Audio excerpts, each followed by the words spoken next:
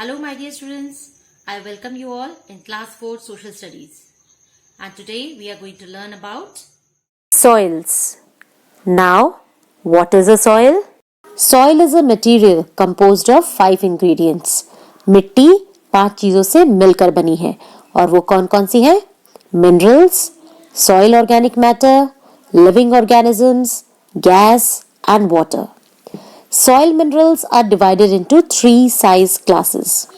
अब जो सॉइल के खनिज पदार्थ होते हैं वो अपनी साइज के अकॉर्डिंग 3 क्लासेस में बांटे गए हैं. वो क्या है? Clay, silt and sand.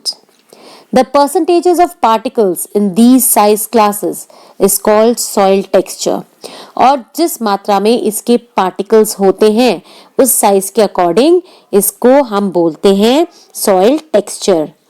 The mineralogy of soils is diverse. Now let us see how soil is important to us. Advances in watershed, natural resource and environmental sciences have shown that soil is the foundation of basic ecosystem function. जल विभाजन, प्राकृतिक संसाधन और प्राकृतिक विज्ञान की बढ़ोतरी ने हमें ये बताया है कि मिट्टी ही हमारी पर्यावरण की नींव है. Soil filters our water, provides essential nutrients to our forests and crops, and helps regulate the earth's temperature as well as many of the important greenhouse gases. मिट्टी हमारे पानी को छान करके उसे हमारे जंगलों और फसलों के लिए ज़रूरी पोषक तत्व देती है and helps regulate the earth temperature और हमारे पर्यावरण में मौजूद अन्य गैसों व पृथ्वी के तापमान को नियंत्रित करती है. Now, these are the layers of soil. First is humus, which is the remains of dead plants and animals.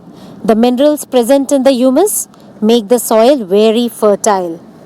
Next is the topsoil, which is often rich in humus and minerals.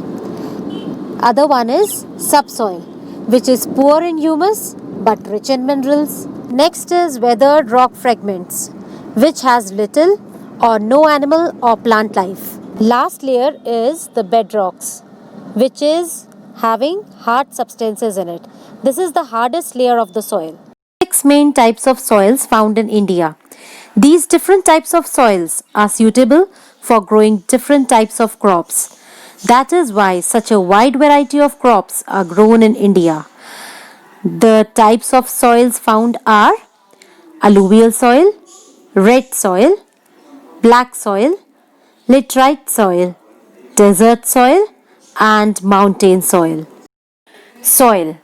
Soil is the loose uppermost layer on the earth's surface.